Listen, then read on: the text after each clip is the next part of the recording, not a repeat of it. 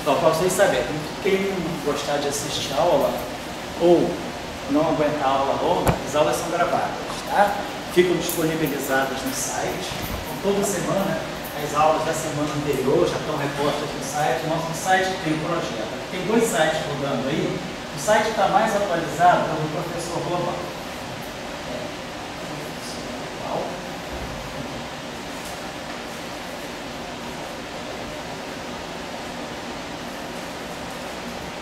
O link que tem lá, entrando no professor Global, que ele é um projeto amplo, tem física,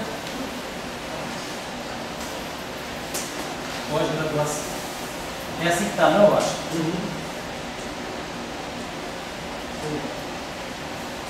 Aí tem todos os cursos, todas as atividades, tem os cursos de eletromagnetismo de outros semestres, eu nunca vou igual, esse semestre eu vou enfatizar outros pontos, então tem esse site aqui. E tem site também aqui do projeto, mas aí tem um link para lá do projeto Videoaulas, que é o projeto aqui também dos estudantes de pós-graduação. Então, se alguém precisar qualquer assunto referente ao professor Global, alguma coisa que não esteja funcionando legal, ou uma sugestão, escreve para o Washington, para o Tchau. Tá bom? Vou dar um e-mail deles daqui a pouco. Você é JLCH, não é isso? JLCH? CH2. Esse 2 e Yahoo. Tchau.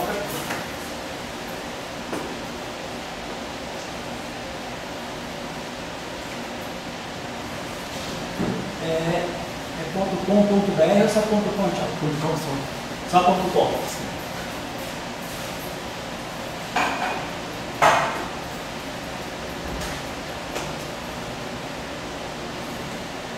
E o Washington, qual é o teu? É w.inácio@hotmail. w.inácio, né? Isso. Sem o G. Sem o G. Hotmail.com. @hotmail.com.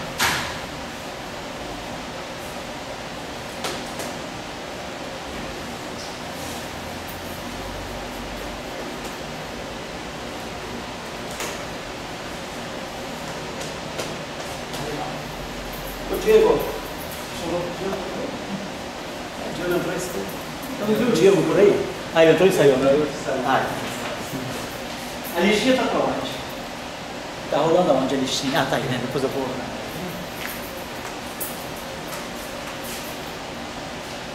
Então qualquer coisa do professor Global, porque geralmente a gente funciona assim, as aulas são feitas durante a semana, aí no sábado, né, tchau? Sábado, domingo, você já deixa tudo rodando. Para terça-feira da semana seguinte já está disponibilizada as aulas. Então, quem não estiver vendo as aulas, pode acessar as aulas. Como é que eu faço a avaliação, né? Esse curso aqui é tradicionalmente considerado, não do CBPEC, mas nas demais instituições, você vai ver chamados cursos de extermínio, né? Mecânica quântica, eletromagnetismo, né? Não é o nosso caso aqui. Então, só que eu sou obrigado a fazer avaliação. Então, geralmente eu faço o seguinte, a gente corre o curso, eu não cobro lista de exercício, eu dou muita sugestão de trabalhar, mas não cobro, não precisa me entregar. Entrega quem quiser, vem discutir, quem quiser. Isso aqui é um curso de adulto, né, de pesquisadores, não é mais um curso de fiscalização, então não tem lista especial. Vou botando, ó, façam isso, às vezes numa aula eu deixo 8, deixo 10 tarefas, eu vou chamando tarefa, e cada um faz, quem quiser faz, quem não quiser não faz. Avaliação. Eu aproveito o período, às vezes que eu tenho que viajar, eu dou uma avaliação para fazer em sala, de preferência em grupo, né? E as avaliações, então, nunca se acabam no dia, às vezes leva uma semana fazendo, mas dá o start aqui. Vocês se reúnem, começam a trabalhar, essa é a avaliação escrita que eu dou no semestre. E no final do semestre, a gente pode fazer, tem semestre que eu faço oral, eu gosto mais de avaliação oral, ou tem semestre que a gente dá um essay, o estudante escolhe um tópico e faz um essayzinho, uma discussão sobre um tópico que ele queira estudar dentro do curso, né? Não precisa ser exatamente dentro do curso, mas que tenha relação com o que é dado no curso. E às vezes pode ser interessante para a tese. Ou seja, se o cara está estudando uma coisa para a tese, que tem uma interseção com o curso, então aproveita esse material para fazer o essay. Eu prefiro oral, que eu fui educado lá onde eu fiz o doutorado, tudo nosso é oral. Então a prova oral é melhor, porque você se constrói melhor. Se você tem que discutir, né? Você não tem que ficar assistando. Essa prova escrita é ruim porque o cara assista daqui, rasga, rabisca e faz, fica com o raciocínio todo quebrado. A prova oral é boa, você fala, discorre sobre o tema. O cara tem que ir para o quadro e discorrer, então ele organiza o raciocínio. Isso é muito bom. semestre a gente era treinado a fazer todas as provas, né? As 14 provas do doutorado eram todas horárias. E aí é bom que você se prepara, tem uma comissão que te examina, você realmente se prepara para o exame. Eu gosto de fazer oral porque também a gente pesca melhor o que o cara percebeu do curso, uma conversa, né? Percebe o grau de maturação, o espírito crítico que se desenvolveu. Porque assim, eu acho que na pós-graduação não é um curso de pegadinha, né? Não é mais resolver problema. Resolver problema a gente resolve, vai ter que resolver a vida inteira. Na pós-graduação, o que a gente espera é que o cara saiba organizar as ideias, né? Claro, tem que saber fazer as coisas também, mas sobretudo tem que ter as ideias claras, os conceitos bem estabelecidos, saber articular as ideias, do que ficar simplesmente fazendo cálculos sem saber o que está fazendo. Isso não faz sentido na pós-graduação.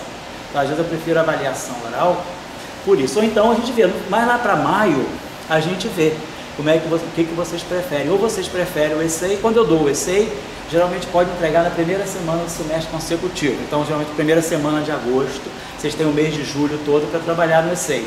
Agora, por exemplo, quem fez os cursos comigo no semestre passado, está entregando o ESSEI essa semana, até o dia 15. Então, eu deixo 2 meses, 3 meses, para fazer uma coisinha interessante, né? Então, o esquema de avaliação é bem simples, né? Só fica reprovado quem abandona o curso. Pior que pode acontecer o cara tirar C, né? Porque também faz uma coisa ruim. Mas a gente tenta fazer avaliação oral, justamente para aproveitar tudo de bom que o cara tem, né? Porque às vezes são períodos que a pessoa passa na vida, não dá para estudar direito, né? Então a gente não está muito nessa coisa mesquinha de ficar tira ponto daqui, tira ponto dali, isso é coisa de graduação, né? Isso é coisa de escola, né? Escolinha, isso aqui já não é nem ensino de 3º grau, nem de 4º, isso aqui é pós-graduação realmente, né? Então, o programa também, ele pode ser, ele é variado, né? Quer dizer, o que a gente tem que fazer? Eu não adoto o Jackson, tá? Eu não gosto do Jackson. O Jackson é um livro muito antigo, é um livro da década de 50, né? Que foi publicado em 62, mas é um livro que quando os americanos ainda estavam aprendendo física. Naquela época não tinha física que tem hoje nos Estados Unidos. Então é um livro assim de fazer cálculo, né? É um livro bom de referência. Eu adoro, eu também às vezes me pego consultando o Jackson. Então a gente pode consultar, mas eu acho que dar um curso de eletromagnetismo hoje pelo Jackson, você está 40 anos atrasado. O Jackson tem de mais avançado é uma seção sobre monopolos magnéticos. Ele não fala de supercondutividade, ele não fala de efeito quântico fracionário, está longe de falar de espintrônico, isolante topológico. Esse é material novo, né? A gente tem uma série de coisas que estão acontecendo em eletromagnetismo, no mundo do eletromagnetismo, como a gente vai ver agora. Ele evoluiu muito, né? Então a gente tem muita coisa hoje nova em eletromagnetismo. E aí o Jackson, o que a gente precisa tirar do Jackson? Expansão e multipolos, funções especiais, isso tudo está nos pacotes aí do Maple, do matemática. Ninguém vai ficar ensinando problema de contorno mais, né? A função de Bessel, função de Gegenbauer, tudo isso aí está tabelado, porque a gente tem que aprender teorias novas, né? Sobretudo a interseção, a interface entre eletrodinâmica, né? Sobretudo matéria condensada com teoria de campos, nem que seja a teoria clássica de campos, que é o que está rodando, né? Para se falar hoje de uma física de matéria condensada consequente, separação spin-carga, dos fenômenos mais interessantes em física de matéria condensada, se não souber teoria de campo, falar de grafeno sem teoria de campo, a não ser que o cara faça só experiência, né? Mas se o cara quiser falar de fenomenologia, estudar a física do grafeno, no mínimo o cara tem que saber teoria de campo. Então, para não fazer química na matéria condensada, só falando física da matéria condensada. Tá? Então, eu acho que é importante a gente ter essa visão nova aqui. O momento é esse, a gente aprender. Então, tudo que está no Jackson, a gente vai fazer aqui. Só que não precisa ser das pobres equações de massa. A equação de massa é muito limitada. Tem, ó, eu estou dando uma lista para vocês aí de mais de 20 teorias eletromagnéticas novas, né? Vocês olharem aqui atrás, por exemplo, né? Essas eletrodinâmicas todas não lineares, com não comutatividade, com supersimetria, com anisotropia, com dimensões fractais, tudo isso aí são novas formulações do eletromagnetismo. Então, tem pelo menos essa lista aqui, que foi atualizei essa lista em novembro. Essa lista aqui é a lista de tudo que eu cataloguei de teorias eletromagnéticas que estão correndo aí. Coisas interessantes como, por exemplo, todas essas teorias que estão lidando com relações de dispersão estendidas por fóton, aplicação na astrofísica, cosmologia, a discussão que talvez a gente tenha uma física além do modelo padrão por trás da fotônica. Então, essas coisas aí que eu vou a gente vai poder aproveitar um pouco aqui, né?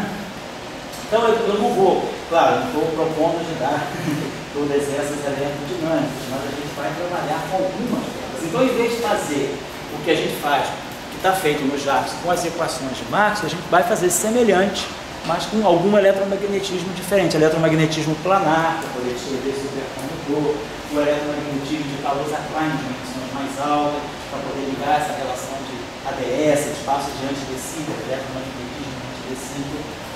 Eu separei aqui, por exemplo, o que saiu esse ano agora, de 2013, de novidades interessantes sobre o eletromagnetismo. Por exemplo, as coisas mais recentes que a gente teve agora foi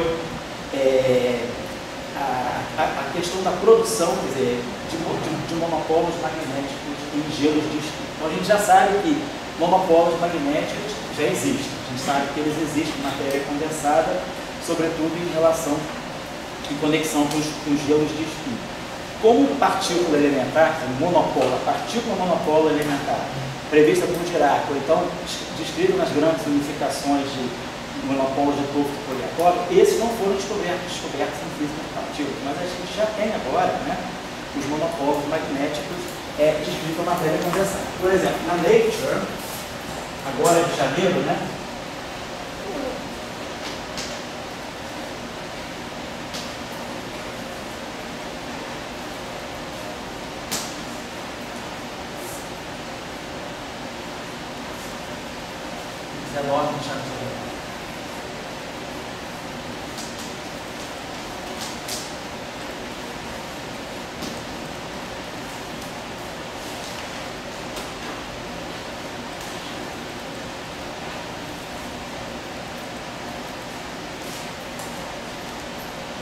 esse artigo aqui.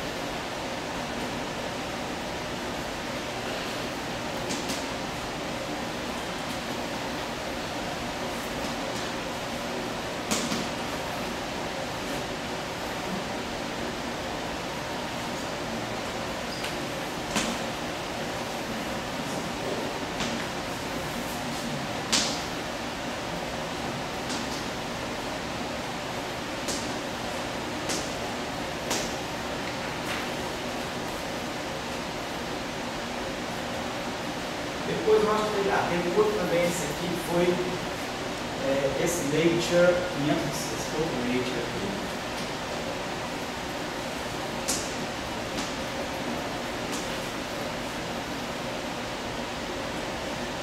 No dia 30 de janeiro.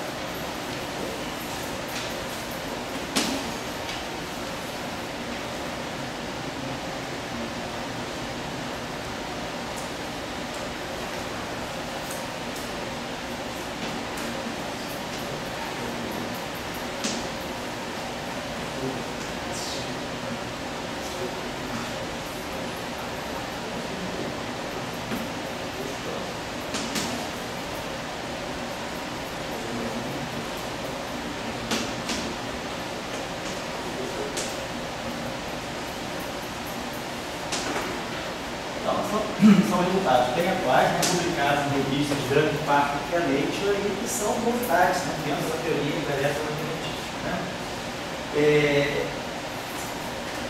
Outro trabalho interessante, para vocês terem ideia assim, que está correndo aí em eletromagnetismo. Então, a pesquisa em momento com monopolos magnéticos tem sido bem interessante. Vou procurar aqui atrás, eu lembro também no ano passado, saiu, eu acho que foi esse ano, um paper interessante sobre a produção de correntes magnéticas, correntes de monopolos magnéticos.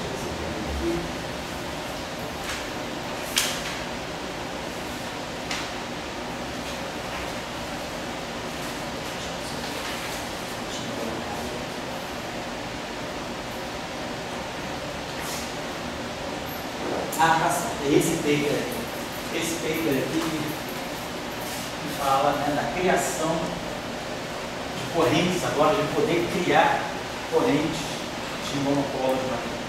Então são os dois trabalhos interessantes que saíram mais recentemente sobre o monopólio magnético. Deixa eu ver se tem mais alguma coisa ligada ao polo.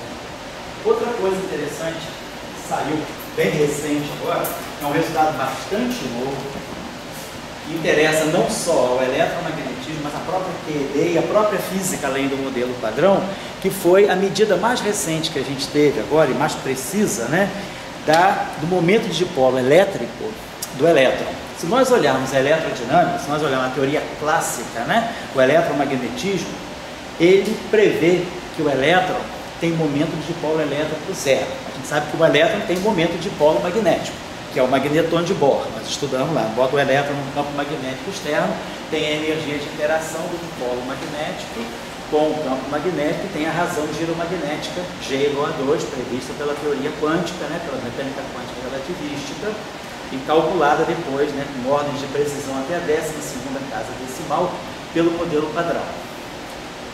Porém, a eletrodinâmica, ela prevê que o valor do momento de dipolo elétrico do elétron é zero. Então, do ponto de vista da eletrodinâmica, o elétron ele funciona como se fosse uma distribuição perfeitamente simétrica de carga. Hoje a gente sabe que esse resultado não é mais verdade. O elétron tem um momento de dipolo elétrico não nulo, não trivial. E o valor dele é muito pequeno, mas mostra-se que o elétron ele tem uma distribuição assimétrica de carga em torno do espinho. Se a distribuição de carga do elétron é assimétrica, isso pode estar revelando talvez uma estrutura interna do elétron. Então esse resultado é muito interessante. Esse resultado já era esperado por Dirac. A última vez que o professor Dirac esteve lá em Trieste, lá quando a gente fazia doutorado, foi em 82, né? Nas aulas que ele deu para a gente lá, agosto de 82, ele deixou claro que ele esperava que houvesse uma estrutura interna para o elétron. Mas aquela discussão era ainda uma discussão, ele tinha razões para colocar aquilo devido ao fato do elétron ter o spin, e ele acreditava que a distribuição não fosse simétrica. Esse resultado foi acertado agora. Saiu um paper na Science, agora também dia 17 de janeiro de 2014. Então, com 32 anos de antecipação, o resultado esperado pelo Dirac veio, que é esse paper aqui, que é Order of Magnitude. Estou colocando essas coisas, né, para a gente ver que tem um eletromagnetismo muito atual correndo por aí, que passa de longe, né, as equações de Max. As equações de Max foram só a chamada, né, para começar a área, né.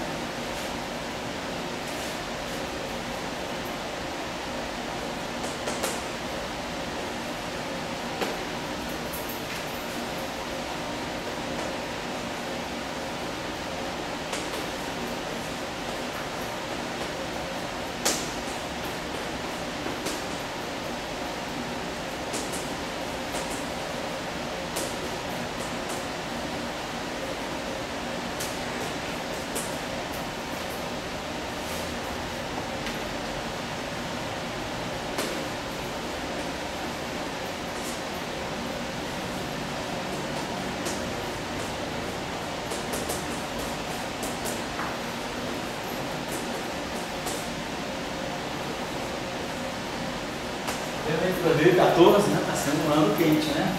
Significa que você trabalhou muito em 2013, né? São resultados do início do ano. Esse resultado aqui, se chegou ao momento de polo elétrico, né? Medido, né? O momento de polo elétrico, quer dizer, não se mediu exatamente, porque é um valor muito pequeno, mas se encontrou, como se faz em física experimental, um bound superior, sabe? Se o momento de polo elétrico ele é menor, ou ele é da ordem de 8,7 vezes 10 a menos 29. O momento de polo é a carga vezes a distância, então carga do elétron em centímetros. Então esse é o bound experimental. Esse bound aqui é interessante, porque ele começou agora a colocar um pouco de ordem nessa grande proliferação de modelos que tem, além de descrevendo alguma física, além do modelo padrão. Esse valor aqui, o modelo padrão, que é muito bom, né? O modelo padrão que vem sendo testado, que já previu a existência do bóson de Higgs e apareceu o bóson de Higgs, previu a existência do W+, do ZZR e apareceram, previu a existência da terceira família de quarks, a terceira família de quarks apareceu, previu a existência da terceira família de leptons, né? A terceira família de leptons apareceu. Então o modelo padrão fez uma série de previsões ao longo do século passado, né? Previsões que começaram a ser feitas na década de 50 e terminaram, né? Já no final da década de 70, as previsões e os resultados foram, os resultados experimentais foram revelando que essas previsões eram verdadeiras. No entanto, o modelo padrão, ele dá um valor horroroso para essa grandeza. Esse aqui é o valor experimental.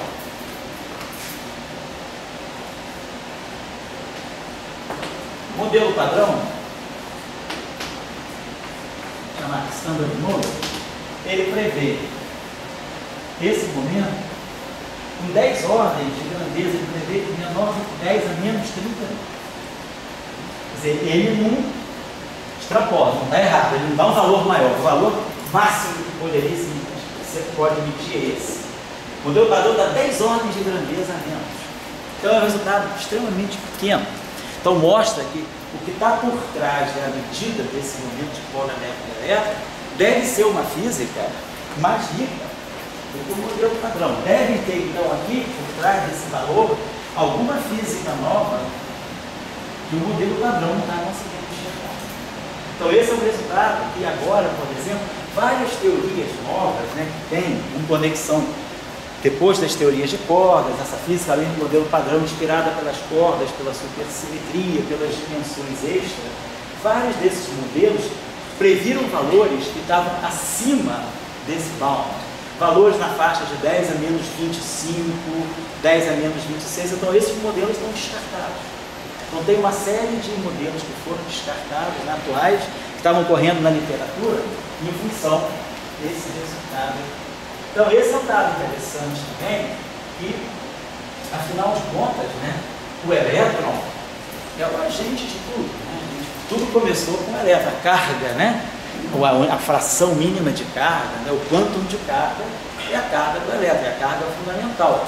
Se a gente não compreende nem a carga fundamental, então a gente pode compreender no macroscópico, mas a gente gostaria de ter uma teoria microscópica. A equação de Dirac, né, de 1928, né, já é um grande passo na compreensão da teoria do elétron. E a equação de Dirac, ela descreve perfeitamente o spin do elétron, coisa que na época não se sabia. A descoberta do spin em 1925, Pauli tentou fazer uma teoria do elétron, uma teoria do spin do elétron, mas se deu mal. Quem conseguiu fazer foi Dirac, em 1928. A equação de Dirac, na verdade, é uma equação para o spin relativístico. É uma equação relativista para o spin do elétron, mas não é uma equação para a carga. A carga do elétron, Dirac coloca ali a mão. A carga é R, e pronto. Ele sempre ficou muito insatisfeito com isso. No paper dele de 31, quando ele descobre o monopolo magnético, quer dizer, a ideia do paper de Dirac de 31 era tudo menos descobrir o monopolo magnético. A ideia do paper de Dirac de 31 era entender a carga do elétron. Ele queria entender se o elétron era uma partícula fundamental ou não. Imaginando que nessa época, estamos falando de 1931, pouquíssimas partículas eram conhecidas. Você conhecia o elétron, né, de 1897, se conhecia o próton, de 1919, não se tinha nem um nêutron ainda, e se tinha o fóton, se falava do fóton. A questão, né, que o Dirac já colocava em 1930, quando ele escreveu aquele lindo artigo dele sobre o próton na Nature, era será que o próton não é o anti-elétron, mas não está excitado, por isso que a massa dele é 2.000 vezes maior do que a massa do elétron? Então, se eu tenho esse estado de excitação, ele imaginava que o elétron pudesse ser composto. E aí, no paper de 31, ele se coloca essa questão: eu vou tentar entender por todos os meios se o elétron é uma partícula elementar ou não. E aí, ele percebe que a discussão tem que ser levada para o estudo das singularidades do campo eletromagnético. E aí ele chega à conclusão de que para compreender a quantização da carga era preciso a existência de monopolo magnético. Segundo, ele compreende a quantização da carga. E terceiro, ele chega ao resultado mais espantoso, que foi a previsão da antimatéria. Então, tudo isso saiu como subproduto de uma discussão que ele queria. O elétron é elementar ou é composto? E aí ele conseguiu compreender que havia antimatéria, né? Coisa pela qual ele foi extremamente criticado, inclusive pelo Pauli, né? Pelo Heisenberg, todo mundo achando que ele tinha realmente enlouquecido. Pauli colocou que o capítulo mais triste da física, naquele momento, é a equação do Dirac. Escreveu isso para o Bohr. E Heisenberg falou, olha, em função da grande loucura que está acontecendo com essa equação do Dirac, eu prefiro nem fazer parte disso mais. Eu vou largar essa física, eu vou trabalhar com ferromagnetismo. Foi a grande, assim, né, a grande decepção que o Heisenberg teve quando ele viu a equação do Dirac e viu que a equação falava de estado de energia negativa, falava de antimatéria. A sorte, o Dirac não foi internado como louco ou como autista, porque um ano depois apareceu o pósitron. Dirac, o paper do pósitron é de 29 de maio de 31 e a descoberta do pósitron, né, praticamente um ano e 2 meses depois, 1º de agosto de 32. O paper saiu um mês depois, no início de setembro de 32. E aí o Anderson falou, eu não posso esconder, eu estou vendo alguma coisa que ele também não queria ver. Dirac levou 3 anos. 3 anos. Dirac só aceitou a existência do monopólio em 1934. Ele levou 3 anos para acreditar que realmente era o pósitron, que aquilo realmente era o pósitron. Tamanha era, assim, o tamanho da previsão que a equação fez. Então, a gente ainda está tentando entender a carga do elétron até hoje. E a gente tem fenômenos interessantíssimos hoje em física de matéria condensada, tanto no grafeno, né, quanto nesses materiais planares, que é essa questão da fracionalização entre carga e spin. Em sistemas de matéria condensada, a gente consegue ver 2 tipos de excitação. É como se o elétron, né, se quebrasse em 2 partículas, uma partícula que só tem spin e é neutra, e a outra partícula que só tem carga e não tem spin, que é o Holon e o spino, né? Então esse fenômeno é um fenômeno interessante que pode também estar revelando uma estrutura interna para o elétron. Isso aí é questão já consagrada na física de matéria condensada dos últimos 10 anos, né? Esse que eles chamam de fractionalization, charge spin split, né? Alguma coisa do tipo. Então, esse trabalho aqui vale a pena ser entendido. Esse trabalho também é bom, está no archive também, mas a referência é esse science aqui. Então, é uma coisa interessante que a gente tem que buscar compreender. E tem uma coisa interessante na discussão do momento de dipolo elétrico do elétron, que o momento de dipolo magnético do elétron, ele não viola as conservações fundamentais, que são conjugação de carga, paridade e reversão temporal. Então, quando a gente pega a energia, né, devido à interação do momento de dipolo magnético com o campo magnético externo, né, esse momento de polo magnético aqui, nós sabemos, é a razão giromagnética, a carga, o H, sobre 2M, e aqui vou botar aqui, o H. É sobre 2M e aqui o spin. Esse aqui é o momento de polo magnético, a razão giromagnética, a carga e a massa, né, a razão de carga e massa, e aqui o spin. Claro, no caso do elétron, o spin é H cortado sobre 2, sigma. E aí a razão giromagnética, a equação de Dirac prevê G igual a 2 que cancela esse 2, então dá o magneton de Bohr. Então, no caso do elétron, o momento de polo magnético é exatamente o magneton de Bohr, né, que é vezes o sigma. O magneton de Bohr é H cortado sobre 2L, esse G igual a 2 aqui. Cancela esse jeito que eu cancelo. Essa interação, ela respeita conservação, conjugação de carga e respeita a paridade. A gente sabe que o campo magnético, quando eu faço uma transformação de paridade, o campo magnético não muda, ele é rotacional diário. Quando a gente faz uma transformação de paridade, aqui troca de sinal e aqui troca de sinal. O campo magnético uma troca de sinal. O spin é o momento angular.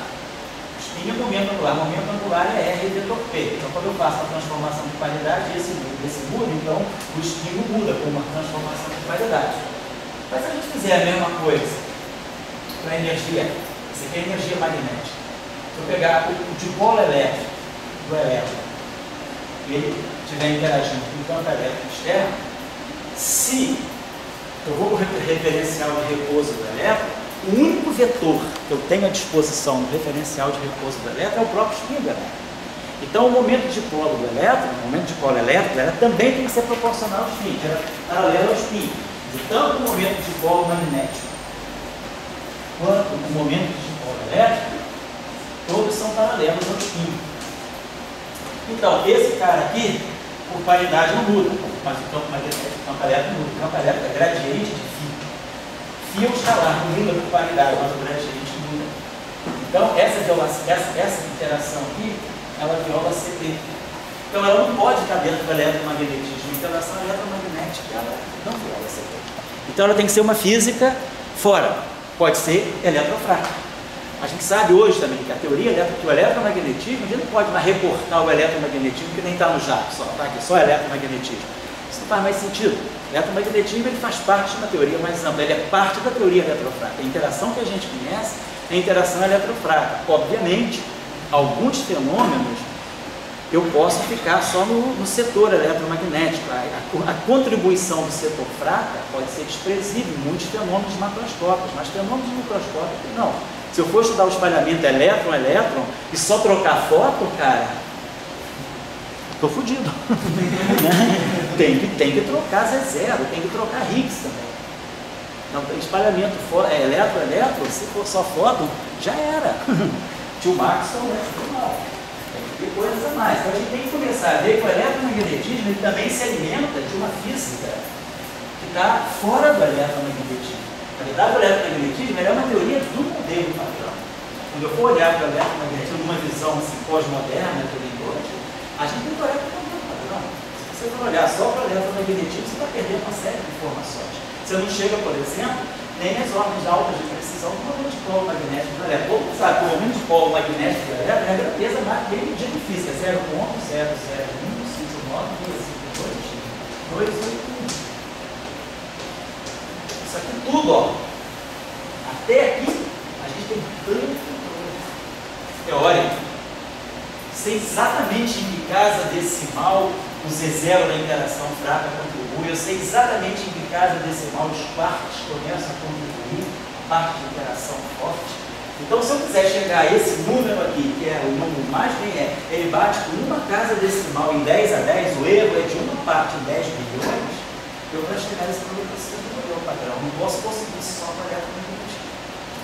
Então, a gente sabe que o eletromagnetismo ele tem que ser visto, né, como uma teoria de rede dentro do modelo padrão. E a gente vai discutir vários aspectos dele, mas o que eu estou querendo assim, trazer para vocês a motivação é que hoje, se a gente pensar só no eletromagnetismo, a gente não consegue entender uma série de fenômenos. Por exemplo, os isolantes topológicos que foram previstos, né, em 2007 e foram construídos em 2009 e já foram até descobertos em mina, uma mina na Tchecoslováquia, descoberta de isolantes topológicos muito melhores do que os sintetizados no laboratório. Agora nós estamos na expectativa de ter o primeiro supercondutor topológico. Quer dizer, a matéria agora, eu consigo manipular com a matéria e formar o que a gente chama de estados topológicos da matéria, que é uma coisa completamente nova. Esse eletromagnetismo que está saindo aí, né, das oficinas teóricas, né, eu estou prevendo o material e construindo experimentalmente depois. O isolante topológico foi previsto em 2007, 2006, 2007. O primeiro exemplo de laboratório saiu em 2009. E o supercondutor topológico está previsto desde 2009, ainda não tem, em 2010 ainda não tem. Pode ser que esse ano saia o primeiro supercondutor topológico construído no laboratório. Então, isso tudo não dá para fazer só por teoria eletromagnética. É eletromagnetismo, mas eletromagnetismo assessorado por outro tipo, algum tipo novo de física. É novas extensões do eletromagnetismo. Não pode ser Maxwell. A equação de Maxwell, ela não descreve nem supercondutividade. Todo mundo sabe, quem já fez um cursinho de estrutura da matéria lá, aprendeu que tem que colocar o termo da equação de London. É preciso colocar o termo, né, proporcional ao potencial vetor para poder chegar no efeito Meissner, senão a gente não consegue nem ver a expulsão do campo magnético de um supercondutor. A equação de Maxwell não dá conta da supercondutividade. Então ela é excelente. Ela faz uma varredura muito grande da natureza, desde a escala molecular até a escala macroscópica, mas tem uma série de fenômenos eletromagnéticos que as equações de Maxwell não contemplam. esquemática. Outra coisa interessante também que a gente pode perceber, que a gente precisa mexer no eletromagnetismo, a gente vai falar isso aqui no curso. Por exemplo, a gente sempre pensa que eu vou estudar o campo eletromagnético, as configurações de campo, ou vou estudar o eletromagnetismo de cargas. Para mim, o protótipo, né, o paradigma de carga é o elétron. Carga eletrônica, a corrente é a corrente de elétron. Hoje a gente sabe que a gente tem muitas outras partículas carregadas que não são fermiônicas. Por exemplo, se eu tiver uma corrente formada por portadores de carga com spin 1 ou com spin 0, se eu pegar uma corrente eletromagnética de Q+, Q+ é um bóson, spin 0, W+ é um bóson, tem spin 1. Então, será que o eletromagnetismo ele ressente do spin associado à carga, portador da carga? Tudo bem, a carga vai dar o eletromagnetismo, mas o spin daquela carga, se aquela carga é fermiônica, é spin meio, como é o caso do elétron, tudo bem, eu sei fazer as equações de Markov lá, divergência de E igual a ρ rotacional de B igual a M0J, está lá, a carga que está ali é a carga eletrônica. Mas se aquela carga que tiver ali não for a carga eletrônica, se for uma carga de um objeto com spin 1, eu tenho uma corrente carregada de objetos de spin 1. As equações de Maxwell são as mesmas? Não, não são as mesmas. A gente tem termos novos na equação de Maxwell. O spin blinda a própria interação eletromagnética. Então a gente perde muita informação se a gente acreditar que o eletromagnetismo é só Maxwell. Tem uma série de extensões que a gente tem que fazer para contemplar fenômenos novos, né? Deixa eu ver o que mais que tá. Outra coisa interessante que apareceu no ano passado relacionado ao eletromagnetismo, até isso apareceu na semana foi dia 20 de outubro de 2013, apareceu na Nature Photonics. Uma outra coisa bastante interessante em conexão com o eletromagnetismo, que é um fenômeno novo, foi o efeito Hall, não de carga, mas o efeito Hall para fótons.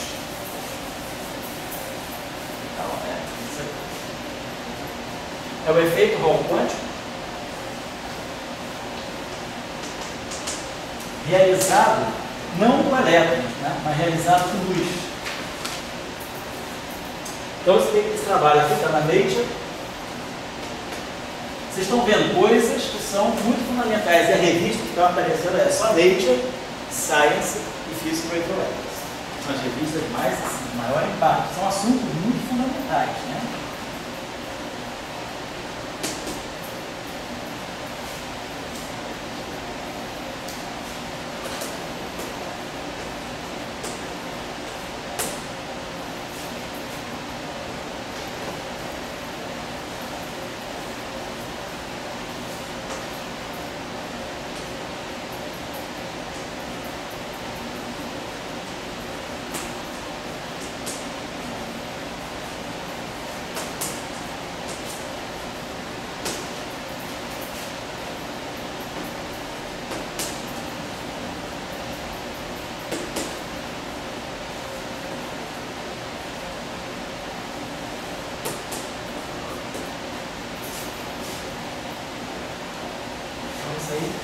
Um resultado bem interessante também, que nos leva a perceber, afinal de contas, quais são, né, os fenômenos que a luz também pode sofrer. Aliás, esse ano vale a pena investir na luz, que o ano que vem, 2015, né, vai ser o ano internacional da luz, né? Então é o ano que a astronomia vai bombar, então a gente também seria interessante a gente ter um conhecimento maior, né, sobre a própria luz. O outro resultado interessante que apareceu também, agora foi esse resultado mais um pouquinho anterior. De 2013, esse aqui é um Physical Review Letters de 2013, sobre formando nós com a luz, nós de luz. Então, onda eletromagnética completamente enovelada, né? O nome do artigo é esse aqui. Time Knots.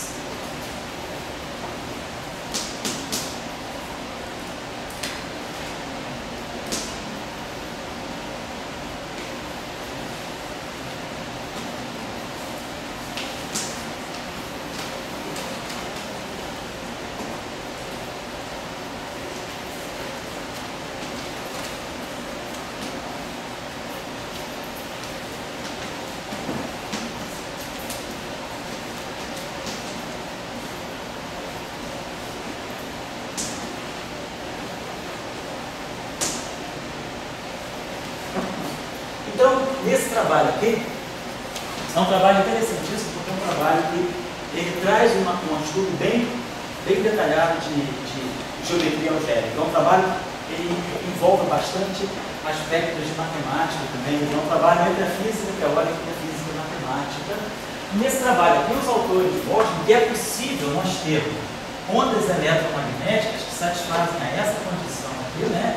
Que é a condição típica de ondas planas, é o chamado, né? É o chamado, vamos dizer, campo nulo, né? O que a gente chama de soluções de campo nulo. Não é que o campo seja zero, é que E2 é igual. É isso aqui, E2 menos C2, E2 é igual a zero. Então, o que acontece com as ondas eletromagnéticas planas do ar, e escalar B igual a zero. Então, vamos ver isso aqui no curso, mas quem já viu um pouquinho de formalismo covariante, né? De formalismo relativista no espaço univótico, sabe que essa equação aqui está me dizendo que F mini, que é o tensor de intensidade de campo, F mini é igual a zero, e o F dual, que é o escalar B, isso aqui é igual a zero. Isso eles chamam de equações de campo nulo. Os campos não são zero, mas esses invariantes relativistas aqui são zero. Quer dizer, o módulo do campo elétrico é C vezes o módulo do campo magnético, o campo elétrico e o campo magnético são ortogonais. Só que essas ondas não são ondas planas, são ondas no vácuo. Só que são ondas todas modeladas, verdadeiros toros de ondas eletromagnéticas, né? Esse trabalho aqui é um trabalho bastante abstrato, né? Precisa-se de um conhecimento de topologia algébrica para chegar a essas soluções aqui a partir das equações de Maxwell. A partir das equações de Maxwell, a gente tem soluções muito interessantes, setores explodidos da equação de Maxwell, né? Esse trabalho aqui é a continuação de um trabalho anterior que já tinha sido publicado na Nature também,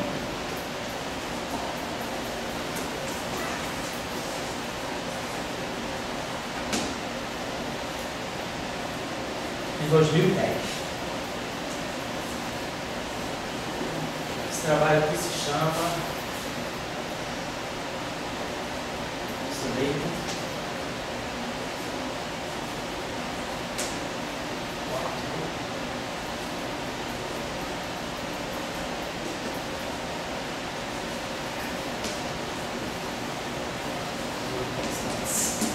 são vórtices, né? São nós de luz.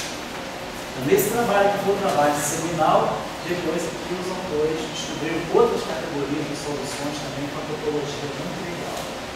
Então, é uma coisa bem interessante começar a compreender a existência desses tipos de sólidos de luz, não mais sólidos de matéria, né? Outro trabalho interessante que apareceu no ano passado foi um trabalho sobre a atração entre fótons. Fótons que se atraem, apesar de ser Newton, né? O que pode estar por trás, né, da atração entre fótons, né? Então, teve um trabalho aqui, foi o Nature também, eu acho, no dia 25 de setembro do ano passado.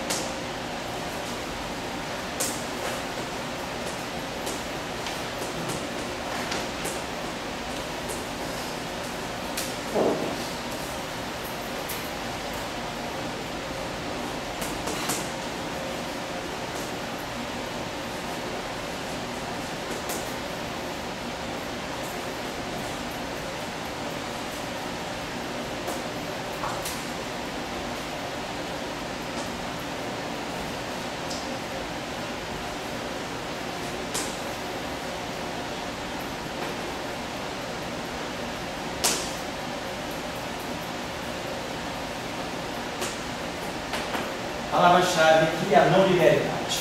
Então, vamos trabalhar um pouco sobre as versões não lineares do eletromagnetismo, podemos dar uma origem a coisas, fenômenos interessantes, né? Tipo o que a gente chama de photon splitting, né? O fóton que se quebra devido à não linearidade, questões como um fenômeno também chamado second harmonic generation, que é o fóton. Se você jogar fótons num campo magnético intenso, você começa a produzir fótons com o dobro da frequência. Então a não linearidade, ela tem muitos aspectos interessantes aí que vale a pena a gente compreender, né? E bom, e depois também teve um trabalho interessante do ano passado, que foi de agosto do ano passado, né?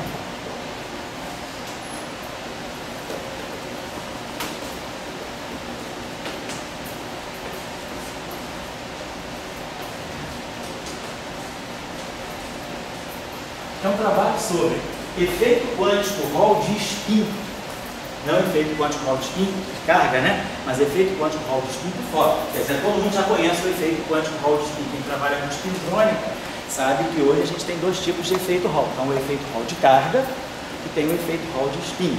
Mas agora, o efeito Hall de spin medido pelo fóton foi uma novidade. Então, esse trabalho aqui é o efeito, é o quanto spin Hall effect para fótons.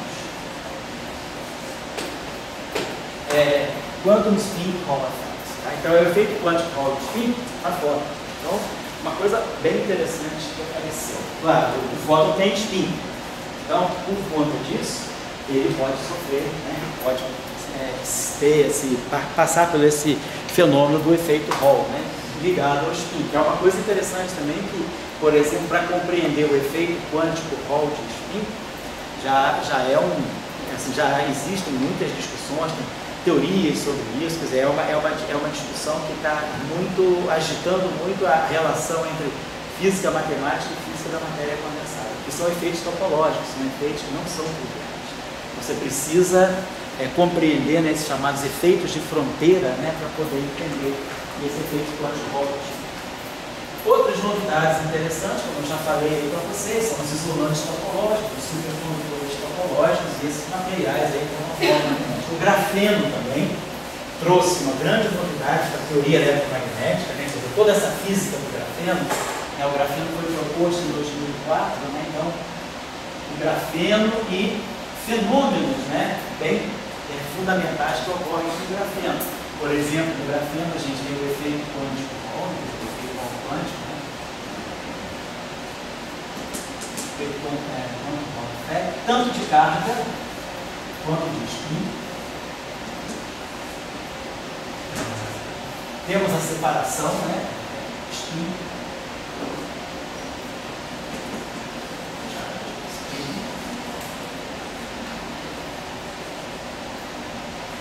Então, quantos efeitos novos interessantes têm que ser compreendidos, né?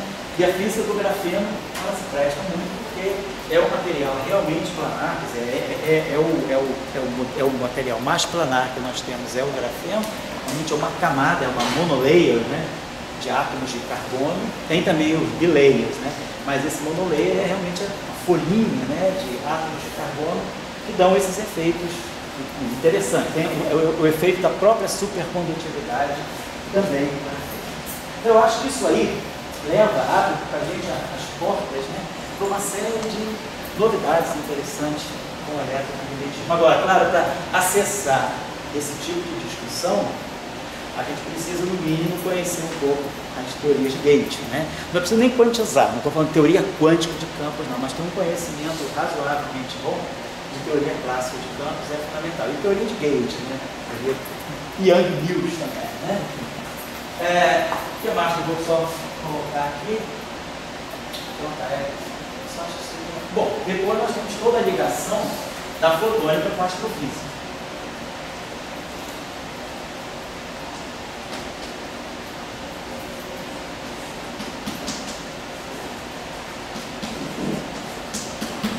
Então, na astrofísica, o que se considera importante é o estudo, né, das relações de dispersão para fótons, tanto na região do visível, região do raio-x, e fótons que vêm de galáxias longínquas e começam a apresentar padrões de relações de dispersão completamente fora do esperado. Então, o que a gente espera é que haja modificações bem drásticas, né, na relação de dispersão desses fótons. Quando a gente lembra das equações de Maxwell, a relação de dispersão dos fótons, ela está nas equações de Maxwell. O fato de você ter rotacional de E igual a menos dp de 3, rotacional de B igual a 1 sobre C2 de E, daí que a gente tira que ômega 2 é igual a ômega é igual a módulo de K vezes C, a relação de dispersão, né, do fóton, né? Ômega 2, ômega é igual a módulo de K vezes C. Isso aqui, na verdade, vem das equações de Maxwell. O dBdt é o rotacional de E igual a menos dp de T. Se você modifica essas relações de dispersão, se você tem agora relações de dispersão cúbicas na frequência, da onde vai isso? física que está manipulando as equações de Maxwell. Então a gente começa a ver hoje que a gente já sabe trazer para as equações de Maxwell, por exemplo, modificações que são induzidas nas equações de Maxwell por possíveis efeitos quânticos da gravitação. A gravitação quântica tem efeitos muito pequenos, mas a gente pode ter efeitos mensuráveis nas equações de Maxwell, até porque hoje a gente consegue fazer medidas em eletromagnetismo com a precisão de uma casa em 12 casas decimais, de uma parte em 12 casas decimais. Então, efeitos que antigamente eram impensáveis de ser medidos no eletromagnetismo, hoje são possíveis de ser medidos. Então, a gente pode ter efeitos de teoria de corda nas equações de Maxwell, efeitos da gravitação quântica nas equações de Maxwell, efeitos de uma possível supersimetria nas equações de Maxwell. Então, e o ambiente onde se estudar esses efeitos é na astrofísica, usando, quer dizer, trabalhando numa área bastante rica, né, é uma área bastante assim, de muita produtividade na literatura, que é a área da extended theory.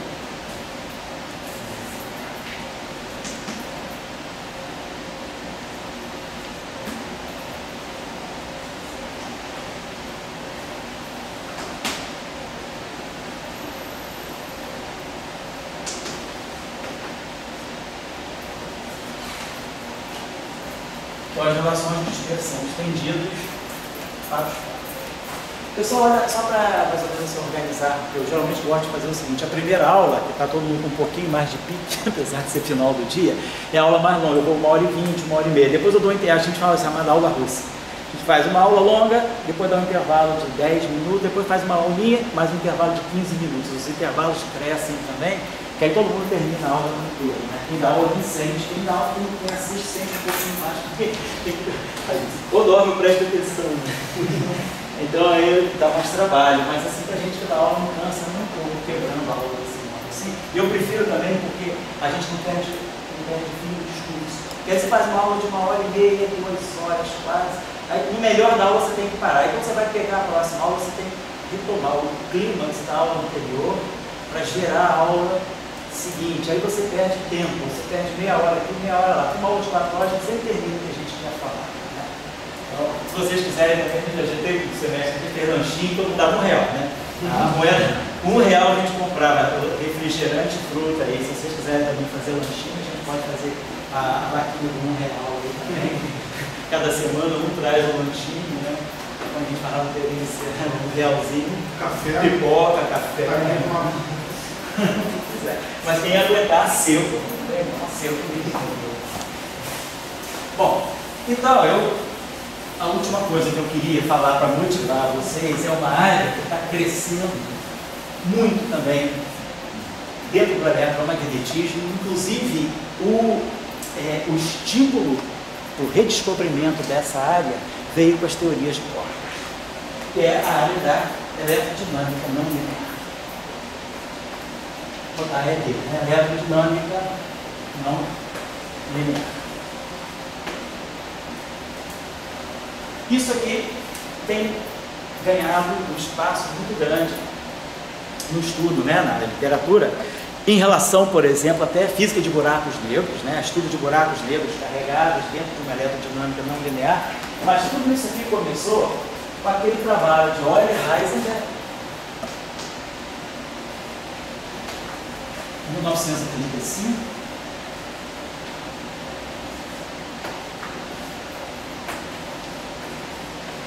esse paper até foi traduzido do alemão para o inglês pelos alemães, mas eu acho que foi o Klein, eu acho que ele tem referência original a ele.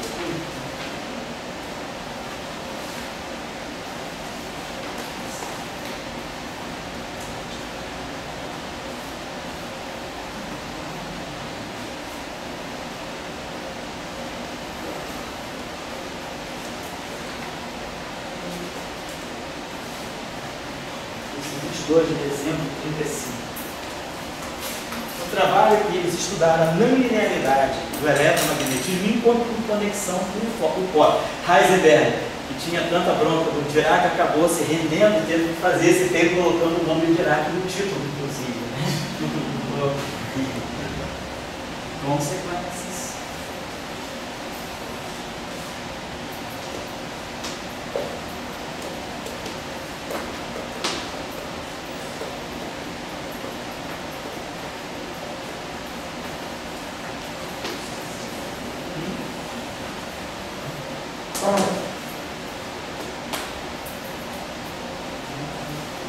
Heisenberg. Esse trabalho está publicado nos arquivos. Vocês podem ler ele agora em inglês nos arquivos, Physics, né? Está publicado em alta média. Physics, acho que 2006, maio, 0,8.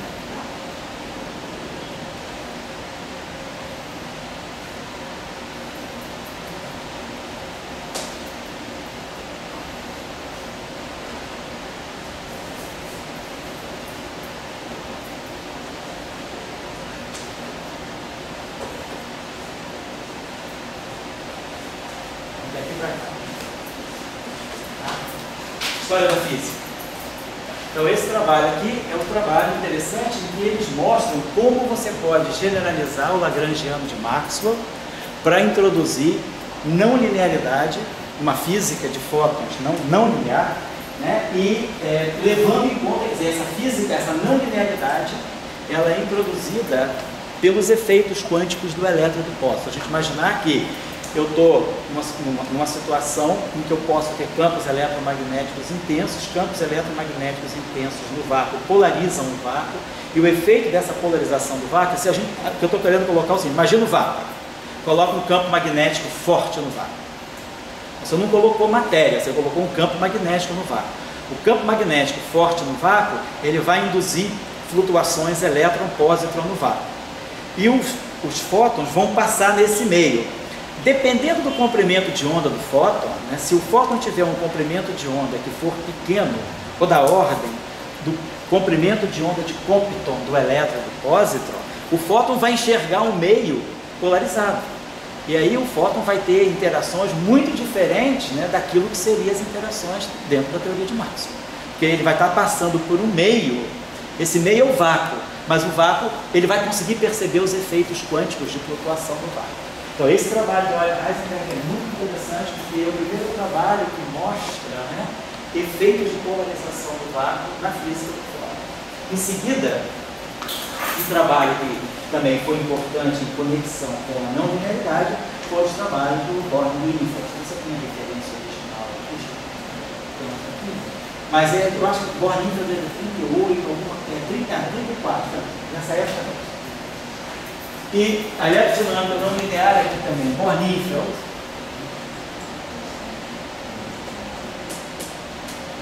Está no jogo na eletrodinâmica de Born-Wingfield, né? Que também é uma eletrodinâmica não linear. O que está em jogo na eletrodinâmica de Born-Wingfield é a questão, na época, se queria entender a origem da massa. Da onde que vem a massa do elétron? A discussão, né, que o Dirac, na época ninguém conhecia o mecanismo de Higgs, então ninguém sabia que a massa do elétron vem do campo de Higgs, tem um valor esperado por um ato diferente de zero. Quer dizer, o que Dirac fez foi uma teoria microscópica com spin, mas na equação de Dirac, a massa é m, é um parâmetro ad hoc, e a carga é um parâmetro ad hoc. Não se tinha uma teoria nem para carga nem para massa. Hoje a gente tem uma teoria para massa. A gente sabe que o modelo padrão, o elétron começa sem massa, ninguém tem massa, entra no campo de Higgs, o campo de Higgs se condensa no vácuo e ele gera massa para Z0, para W+, gera massa para o elétron, para o mu, para todos os elétrons, todos os quarks, todos os elétrons, ganham massa por causa do campo de Higgs. Então a gente tem uma teoria para massa hoje, dentro, né, da visão do modelo padrão, que é a visão do mecanismo de Higgs. Mas na época, da onde vem a massa do elétron? Então se pensava, bom, o elétron tem carga. Se ele tem carga, ele tem um campo. Esse campo tem uma energia associada ao campo. É o quadrado do campo, é 2. Então, o quadrado do campo elétrico deve estar dando a densidade de carga desse campo. E essa densidade de carga integrada, ela deve dar a energia, essa densidade de energia, né, integrada, deve dar energia. Essa energia a gente associa com o NC2, porque a ideia era pegar, integrar sobre, imaginando um modelinho, né, muito assim, brutal, né, bárbaro, que o elétron fosse uma esfera, integrar, quer dizer, sobre o elétron, vamos colocar assim, né, integrar sobre a geometria do elétron, a densidade de energia do campo, né,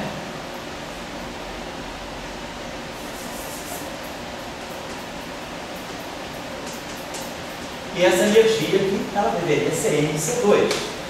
Só que está dando sério problema. O campo do elétron é infinito em cima do elétron. Então, essa energia é infinita, a outra energia é infinita. Então, a grande questão era, por que essa singularidade? Será que o campo ele é infinito em cima da carga ou ele é máximo? A teoria de Bohr-Nifel foi um passo nessa direção. A gente calcula o campo, né, do elétron, quer dizer, o campo de uma carga puntiforme, ele não sai mais, sobre 4 πε0r2. Ele sai sobre 4 πε0 raiz quadrada de R4 mais um certo parâmetro fundamental aqui que a gente chama de V4. Para R muito grande, esse termo aqui domina sobre esse, eu ganho Coulomb. Mas para distâncias muito pequenas, o campo é intenso. O campo é máximo na origem. Então, o campo elétrico, né, em vez de divergir na origem, ele é máximo na origem. E depois ele cai. E aí, claro, integrando essa distribuição de energia desse E ao quadrado, a gente tem um valor finito. E aí a gente identifica isso com a massa elétrica. Então, era a proposta do Bohr-Nifel, e era a proposta do Dirac também, ter uma teoria que desse campos máximos, mas não infinitos, em cima da carga. Para poder se imaginar, será que a origem da massa é totalmente eletromagnética? Quer dizer, a massa do elétron, ela é advinda do fato dele ter uma carga, a carga gera um campo, e a energia desse campo responde por essa massa. Não se conhecia ainda muita origem de massa. Hoje a gente sabe que a origem é diferente. Mas naquela época, a motivação para estudar a teoria de Bohr-Nifel foi essa. E aí a gente ganha umas equações, só vamos estudar aqui no curso, altamente não lineares. Tudo bem, Dirac, em 1960, escreveu um paper muito interessante também. Ele reviu, né, ele fez uma revisão das teorias de Bohr-Nifel no paper dele da Proceedings of the Royal Society de Londres. Ele faz a new formulation, que eles chamam de a new formulation of the Bohr-Nifel theory. Ele ficou em cima disso, mas cada comunidade estava caminhando, interação esportiva, interação fraca, mecanismo de risco no início da década de 60, as questões foram caminhando numa outra direção, no sentido de teorias de ambibios, compreender as interações fundamentais na descrição de ambibios. Então, esse tipo de trabalho ficou um pouquinho nostálgico para aquela época. Mas em 98, depois das teorias de corda, se descobriu que, se a gente imaginar, as teorias de corda são fundamentais. Então, vamos partir dessa premissa, não estou dizendo que é a premissa verdadeira. Tem uma escola que diz isso. Para mim, a física fundamental está nas cordas. Se a física fundamental está nas cordas, eu tenho que tirar o eletromagnetismo das cordas, tenho que tirar as interações eletrofrágicas das cordas, tenho que tirar a QCD das cordas, tenho que tirar a quantum gravity das cordas, tenho que tirar a grande unificação das cordas. Tudo está na teoria de cordas. Aí você pergunta, como é que numa teoria de cordas eu posso tirar as equações de Maxwell? Será que eu posso, num regime de vibração das cordas, chegar a uma teoria eletromagnética que me dê as equações de Maxwell? É possível, sim. Só que não sai as equações de Maxwell, sai exatamente o Bohr-Nifel. Não foi coincidência. É claro que não foi coincidência. Tem alguma coisa mais fundamental aí. Quando Bohr-Nifel fizeram a formulação dele, ninguém pensava em teoria de cordas. As teorias de cordas, elas produzem um eletromagnetismo que é exatamente igual. Então, o eletromagnetismo que sai das cordas é Bohr-Nifel. Nós vamos aprender aqui que no limite de campo não muito intenso, Bohr-Nifel reproduz exatamente o Maxwell. Mas quando os campos eletromagnéticos são muito intensos, Bohr-Nifel dá muito mais contribuição. Bohr-Nifel é mais ou menos isso. Quando a gente diz que o lagrangiano de Maxwell é 1/2 de E2 sobre C2 menos V2, isso aqui é o famoso, um barco de F de I. O lagrangiano de Bohr-Nifel não é isso, é alguma coisa assim. Vamos estudar aqui direitinho. Raiz quadrada de 1 menos E2 sobre C2 menos V2. E aqui tem um termo novo, termo também que tem alguma coisa do tipo E escalar D a quarta potência. Então, se os campos não são intensos, esse termo, os campos são pequenos, Campos fracos, no limite de campos fracos em relação a quê? Vamos dizer. Se os campos são fracos, eu posso expandir essa série em série de potência. O primeiro termo é esse aqui, é Maxwell. Então, Maxwell, ele lê a primeira ordem de Bohr-Nifel no limite de não muito intenso. O que é campo muito intenso? Nós sabemos, todo mundo deve ter feito esse exercício uma vez na vida. Se a gente pegar essas grandezas, se a gente pegar a massa do elétron, M2C2, sobre EH computado, o campo elétrico é C vezes o campo magnético, né? M2C2. Isso aqui tem unidade de campo magnético. Isso aqui é Tesla. Isso aqui é um campo magnético fundamental da natureza. Se eu pegar a massa do elétron, multiplicar por constantes fundamentais da natureza, C é IH cortado. Massa do elétron. Essa grandeza aqui dá exatamente um campo magnético que é da ordem de 10 a 13 teslas. Um campo muito intenso. É um campo que hoje a gente só conhece nas estrelas de Newton, as maturidades. Então, lá no interior da matéria, quando a gente pega o átomo de hidrogênio, o elétron do átomo de hidrogênio, ele está muito próximo, está 0,5 angstrom, mais ou menos, média, do próton. Então, ele experimenta um campo elétrico muito intenso. O campo elétrico fundamental é M2C3 sobre EH. Esse campo aqui está na faixa de 10 a 18 newtons por curva. Que é mais ou menos o campo elétrico que o elétron experimenta na superfície do núcleo. Então, isso aí tem que ser uma correção também do átomo de Bohr. São correções de campo elétrico, porque o campo eletromagnético no interior da matéria é muito intenso. Para a matéria macroscópica, esses campos não são tão intensos, ninguém trabalha aqui na natureza, a não ser que o cara esteja nas proximidades de uma magnetária, de uma estrela de Newton. O campo magnético galáctico é 0,5 graus, 10 a menos 4. O campo magnético da Terra é 0,25 graus. O campo magnético astrofísico, né, os campos magnéticos intergalácticos são na faixa de 10 a menos 4 graus, 10 a menos 14 teslas. Nós estamos falando de um campo magnético de 10 a 13 teslas. Então, na natureza, natural, a gente não tem acesso a esses, assim, não é fácil você encontrar, não tem estruturas astrofísicas muito especiais, campos muito intensos. Aí você começa a ver discrepância entre Marx e Born. Então, na astrofísica, isso é uma coisa importante. Estudar essas teorias muito mais. Aqui o grupo do ICA, o professor Novelo, o professor Salim, eu acho que o Felipe Kovac tem uma atividade aqui no ICA ligada a formulações não lineares do eletromagnetismo. Então, é um campo interessante para quem está interessado na astrofísica, cosmologia, os campos eletromagnéticos da época, no período da cosmologia, na época dominada pela cosmologia, eram campos intensos.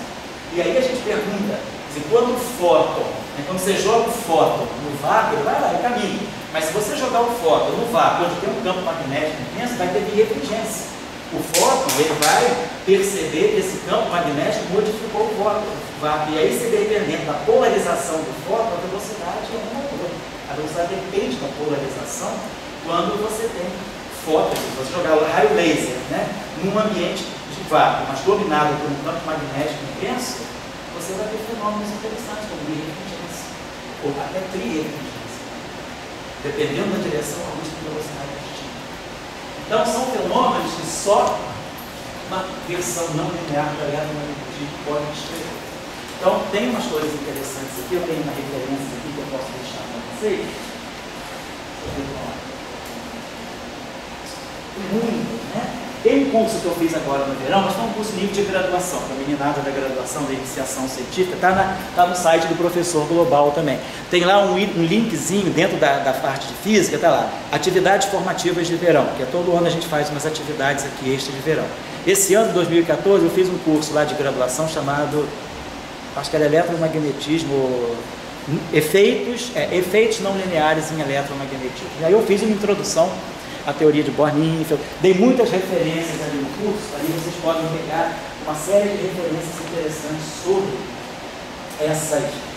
esses fenômenos relacionados à não linearidade. Um deles, muito interessante, são dois experimentos que estão sendo feitos na Europa. O PVLAS está sendo feito na Universidade de Padova, na Itália, e o Light Shining Through está sendo feito na Alemanha. O PVLAS é polarização, na italiana, polarizazione del fuoco da laser, É polarização do vácuo por laser. E esse aqui se chama Light Shine Through Ball.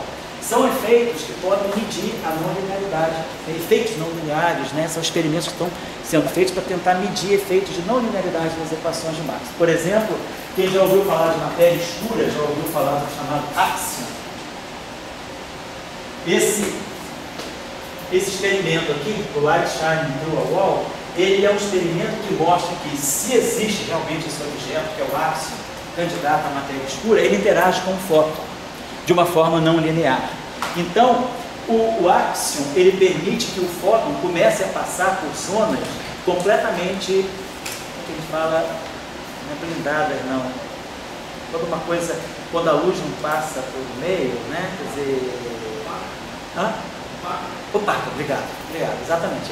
Quando a luz vai passar, imagina que o fóton vai passar por meio opaco, ele não passa. O que acontece com esse light shining through a wall é que a luz é jogada na parede de um meio completamente opaco. Você encontra a luz do outro lado. Que fenômeno fez a luz passar? Então, é a interação entre o fóton e o axion. Então, esse experimento e essa teoria não linear. Essa teoria é uma teoria nova, é uma teoria que se conhece há alguns anos e que é usada também para descrever os isolantes topológicos, que é a chamada eletrodinâmica axiônica. Nós vamos estudar ela aqui no condicionamento.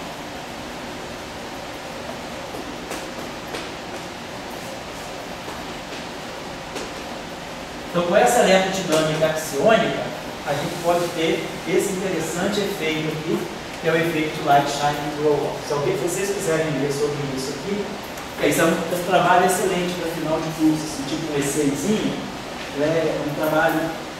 Quem está fazendo isso, mais ou menos, você pode procurar na rede aí, o líder dessa colaboração aqui é o Andreas Ringwald, lá da Alemanha.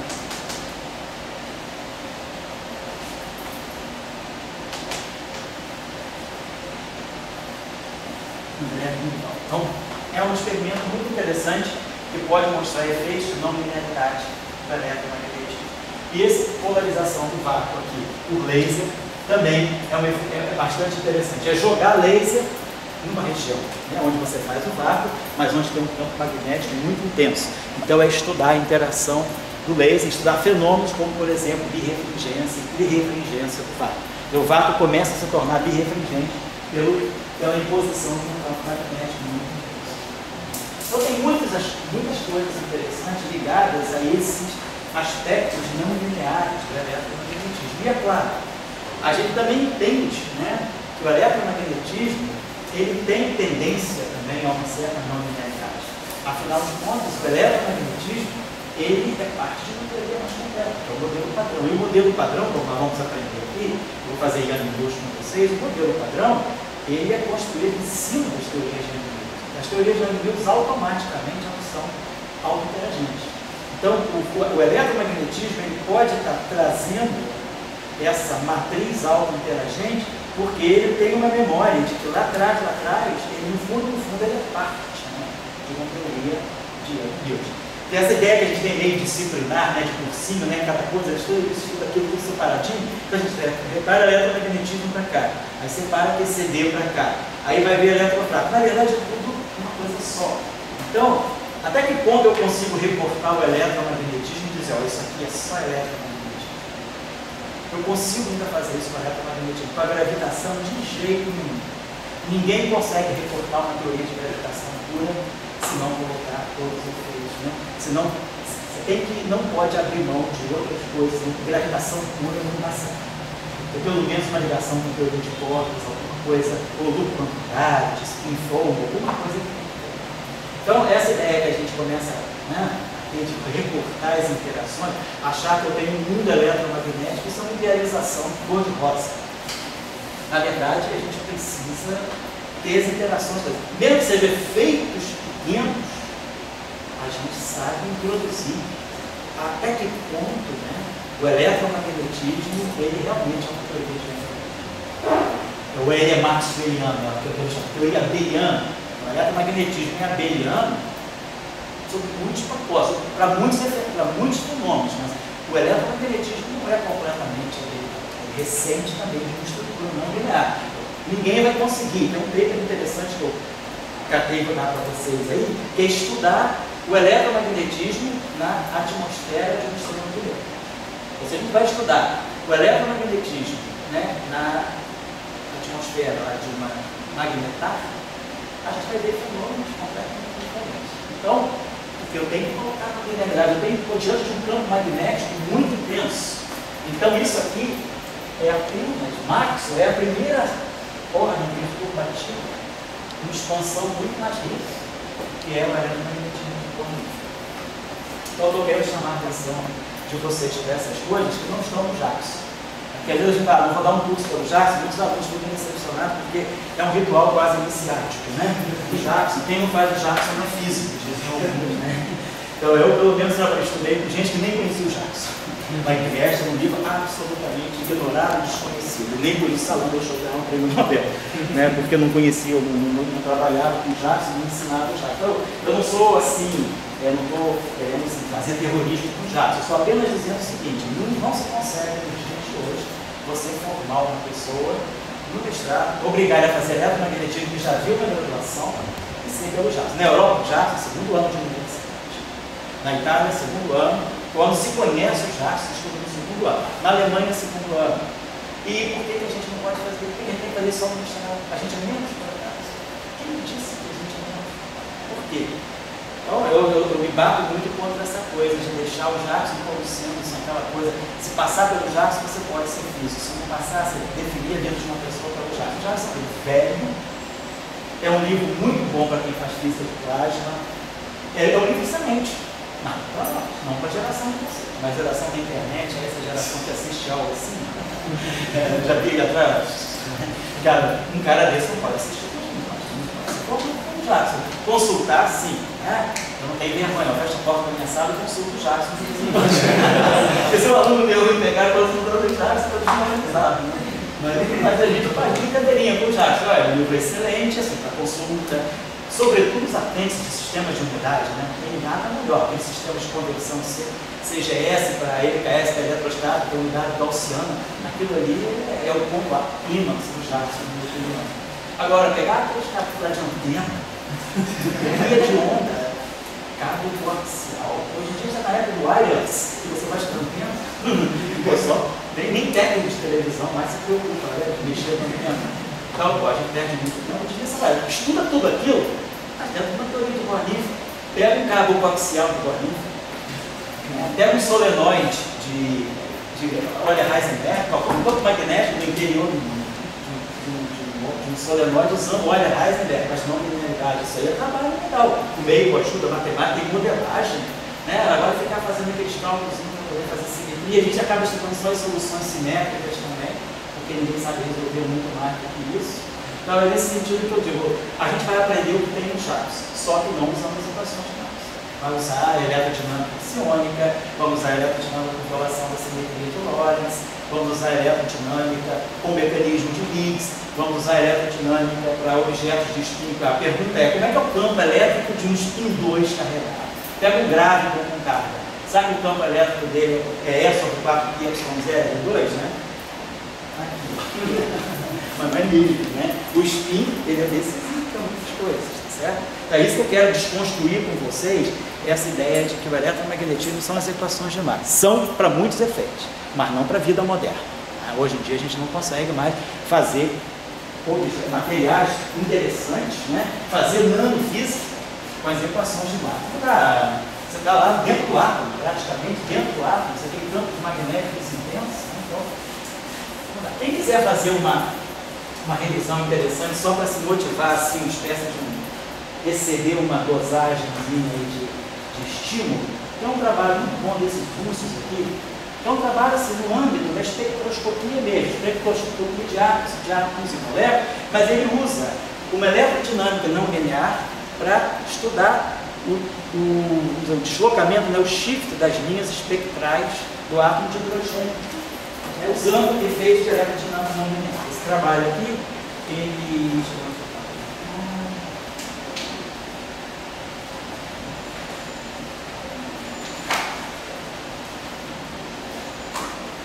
A revista é essa, Optics.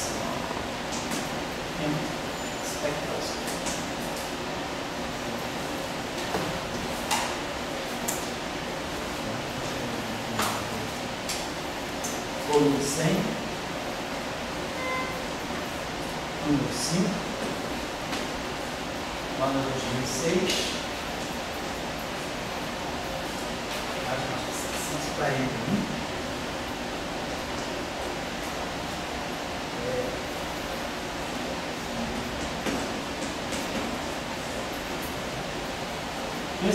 Esse russo aqui, Denisov, ele tem lá uma marcazinha boa de não linearidade, ele sempre publica com um grupo bom e ele tem trabalhos muito interessantes sobre efeitos não lineares. Esse trabalho deles aqui é